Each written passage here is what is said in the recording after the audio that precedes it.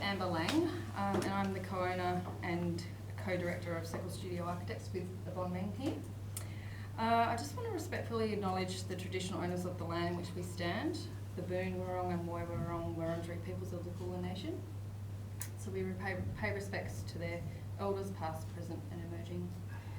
So we are a young, small practice, both part of the EmAGN demographic. Yvonne and I have been working for not quite 6 years now. Prior to studying architecture, I was a senior graphic design manager in a web company. So I came to architecture as a mature age student quite late, at around 30. Fast forward a few years, and I've registered. I've got 3 young kids. That photos probably, yeah, I have to give them ice cream to get a photo of them together. With a couple of part-time architectural assistant positions under my belt in Perth and Melbourne during uni, I essentially went from uni to running my own business, which was quite a challenge. But with lots of determination and support from Yvonne and my AIA mentor, I've further developed my leadership skills from previous senior design roles in graphics.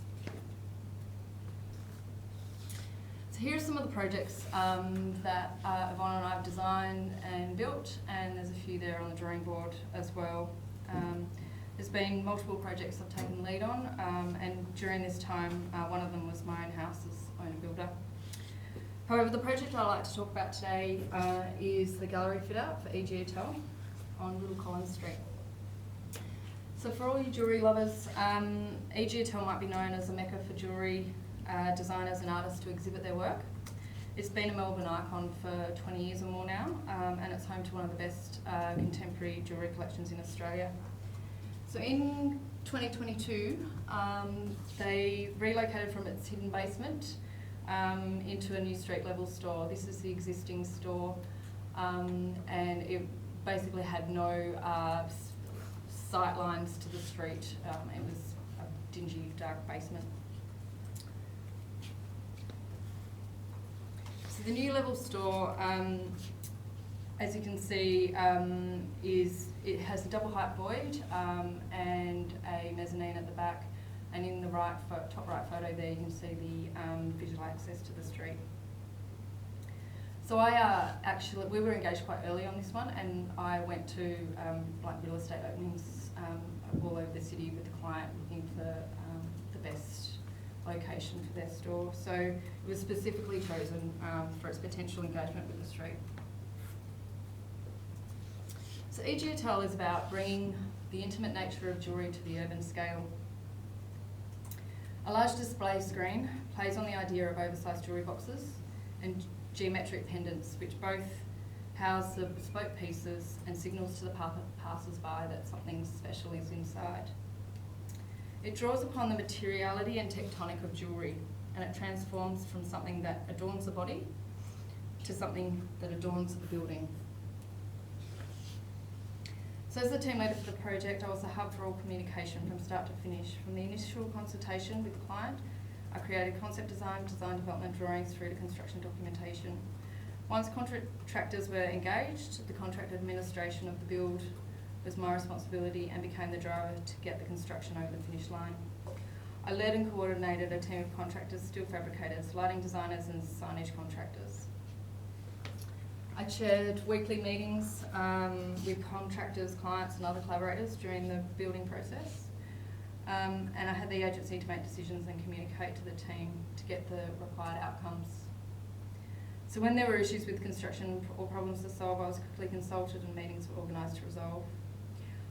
I guess I developed as a leader, particularly in these times, as time pressures were apparent due to the opening of the store, so it was a really quick turnaround.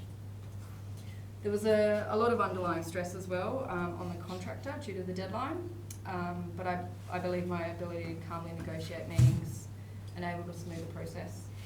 So I, at some points, became the buffer between contact client and consultant. So some of the challenges during the construction stage required innovative solutions, strategic thinking to achieve the result required. I was able to act and direct the team in a way to bring my ideas to fruition. By being open and transparent and actively listening to the team was a positive approach. So not only did the project require collaboration with the necessary consultants, but collaboration with the client. She was pretty hands-on throughout the process was essential. Our design aesthetic was the same, and our respect for each other grew as the project moved forward. So lines of communication were always open to allow us to bounce off each other and conceptualise when required. The energy that we both brought to the table made the project really exciting and fun, which was always a good starting point. During my first inspection of the space, I approached staff to discuss their needs and requirements within the gallery.